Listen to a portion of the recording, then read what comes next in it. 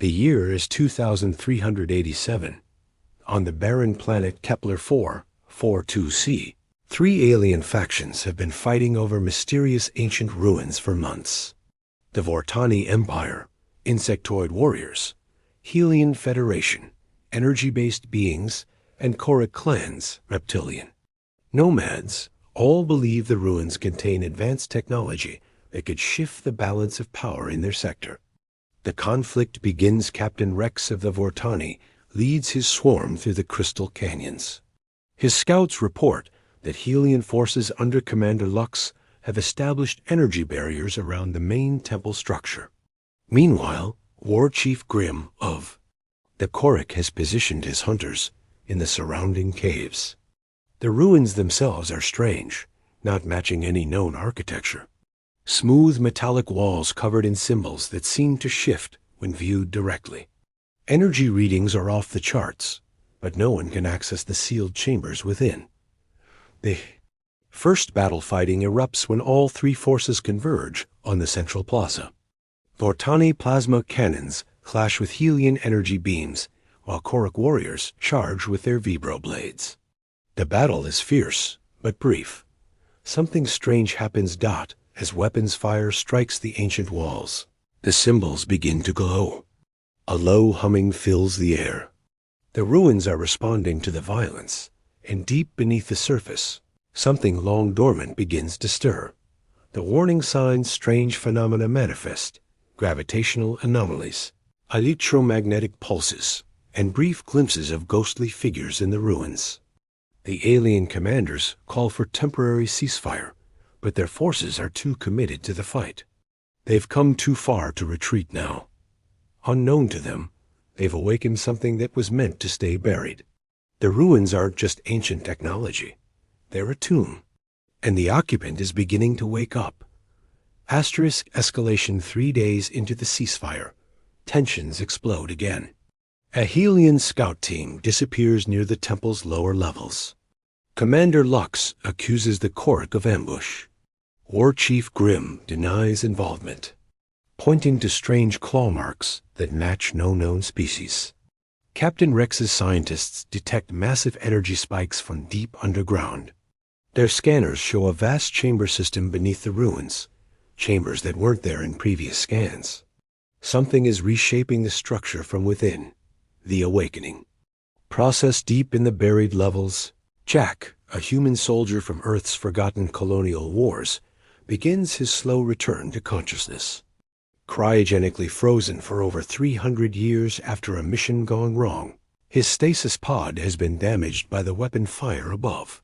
His enhanced biology, the result of classified military experiments, starts repairing centuries of cellular damage. Muscle memory returns first: the weight of his rifle, the feel of his armor, the sound of enemy fire.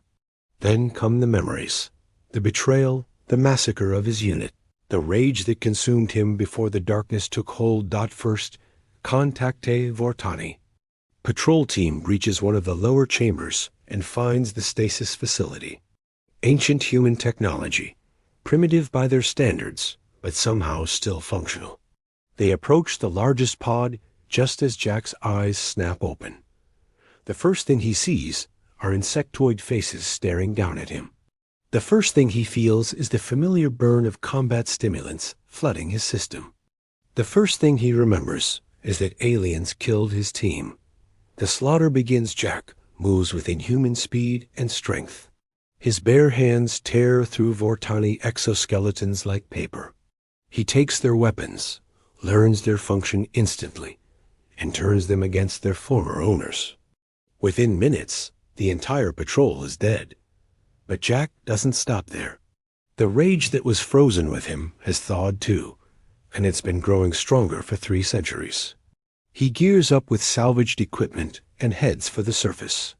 There are more aliens up there, and they're all going to pay for what happened to his people. The surface erupts. The 3-way battle above ground suddenly gains a 4th participant. Jack emerges from the ruins like a force of nature, cutting through all 3 alien forces with equal fury. His obsolete human weapons somehow prove devastatingly effective against their advanced shielding. The alien commanders watch in horror as their elite units fall to a single being. This isn't possible. Humans were supposed to be extinct, wiped out decades ago in the cleansing wars. Yet here stands proof that some survived, and this one remembers everything. Asterisk terror spreads news of the mysterious warrior spreads through all three alien forces. Initial reports are dismissed as battlefield hysteria until combat footage surfaces. The recordings show a human moving with impossible speed and precision, wielding alien weapons like he was born to them. Commander Lux reviews the footage with growing unease. The being's tactics are unlike anything in their databases: brutal, efficient, and utterly without mercy. This isn't random violence. It's calculated warfare from someone who's been killing for a very long time. War Chief Grimm recognizes something else in the recordings. The humans' equipment is jury-rigged from battlefield salvage, just like the Korak way. But where their warriors improvise from necessity, this being does it from centuries of experience. Every movement shows deadly expertise. The hunter becomes hunted. Jack systematically hunts the alien forces through the ruins and surrounding terrain. He's learned their communication frequencies, their patrol patterns, their weaknesses. What started as blind rage has evolved into surgical precision. He targets officers first, communications equipment second, supply lines third. Classic guerrilla warfare that none of the alien forces are prepared for. Their advanced technology means nothing when their strategies assume they're fighting other advanced civilizations. Memories surface between battles. Jack explores more of the ruined facility. He finds records of the human colonial project on this world, the research station that became his tomb. The memories return in fragments. The first contact with alien forces. The attempt at peaceful negotiation. A sudden attack that killed the civilian researchers. His unit's desperate last stand. The experimental treatment that kept him alive long enough to reach the stasis pod. The promise that someone would come back for him. No one ever did. The aliens adapt. Captain Rex implements new tactics, using his swarm's numbers to overwhelm the human through sheer volume of fire. But Jack adapts faster, using the terrain and the aliens' own weapons against them. Every engagement teaches him more about his enemies, while they learn almost nothing about him. Commander Lux tries negotiation, broadcasting messages offering safe passage off-world. Jack's only response is to destroy their communication arrays with increasing creativity and violence. War Chief Grimm attempts to honor the human as a fellow. Warrior, offering single combat according to Korak tradition. Jack accepts, then kills. Grimm's champion with his bare hands before disappearing back into the ruins. The real war begins. The three alien factions realize they're facing something beyond their understanding. This isn't just a surviving human. It's a living weapon from humanity's legendary military tradition. The species that once carved an empire through sheer determination and refused to accept defeat even when facing extinction. They've awakened not just a soldier, but a symbol of everything that made humanity dangerous to the galaxy.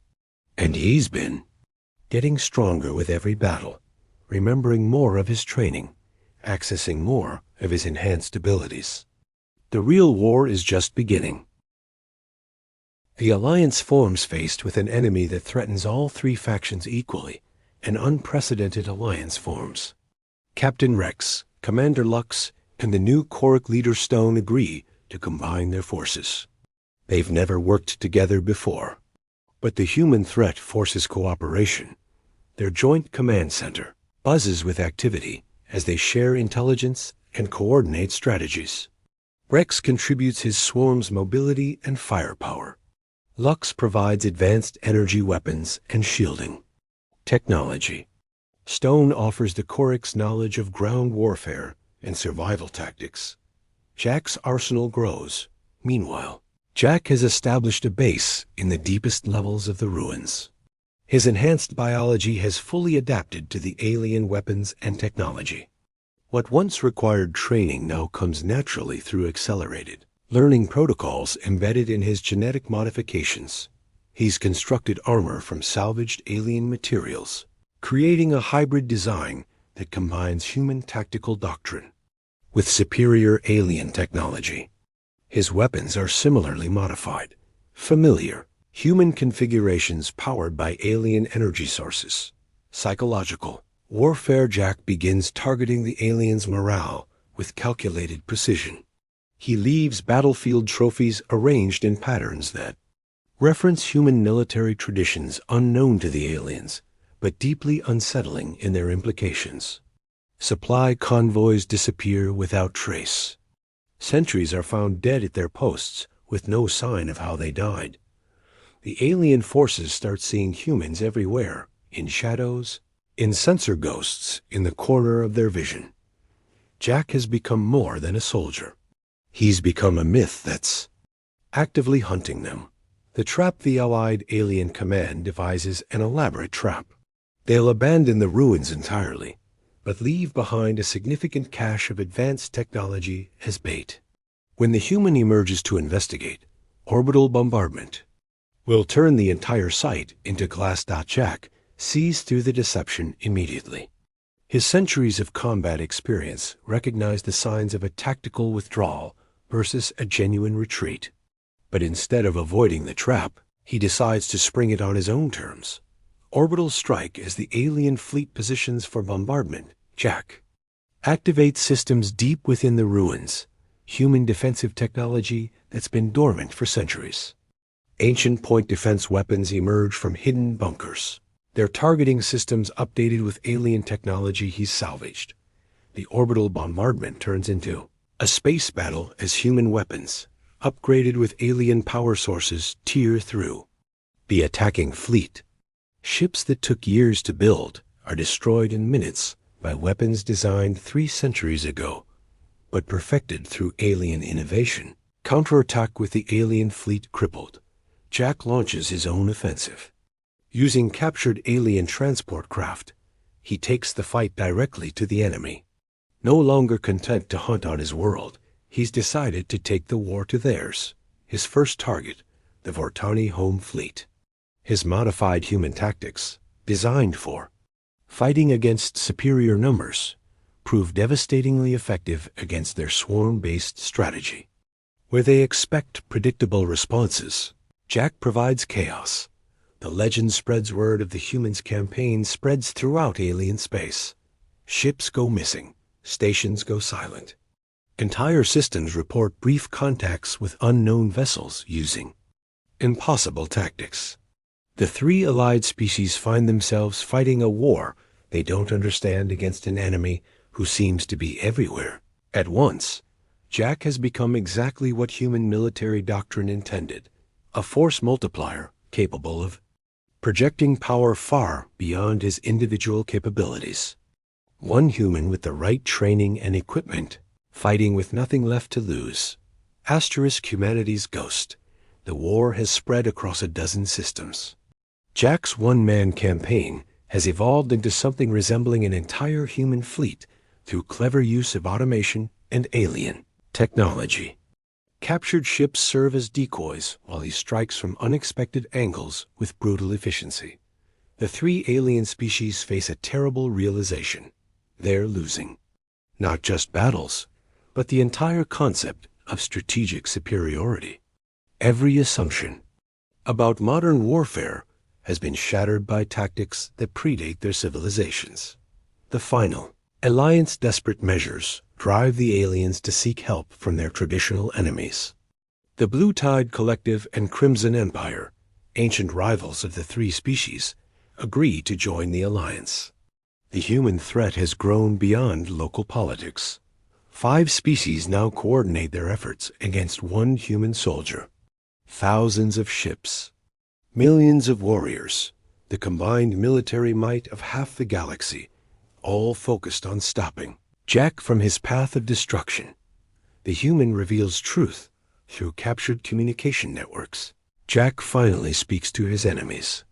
His message is broadcast across all allied worlds. The humans didn't start this war.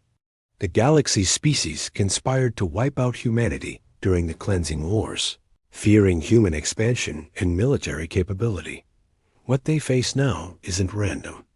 Vengeance, it's justice. Every system he's attacked was complicit in humanity's genocide.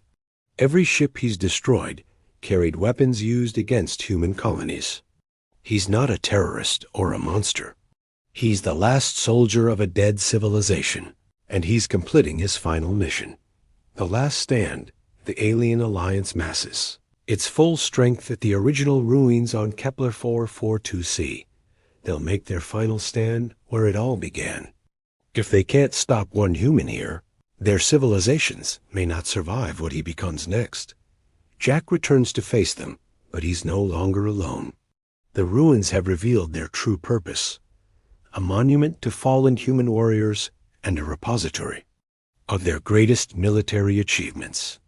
Ancient defense systems activate, powered by his presence and his rage. The battle for tomorrow, the final battle, rages across the planet's surface and in orbit above.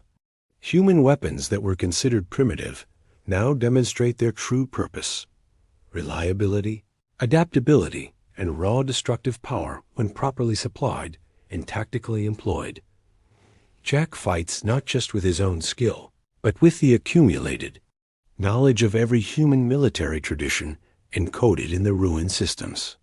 He becomes the avatar of humanity's warrior spirit, channeling centuries of tactical innovation into a single devastating campaign. Resolution in the end. It's not superior numbers or technology that stops Jack. It's the realization that his war has already been won.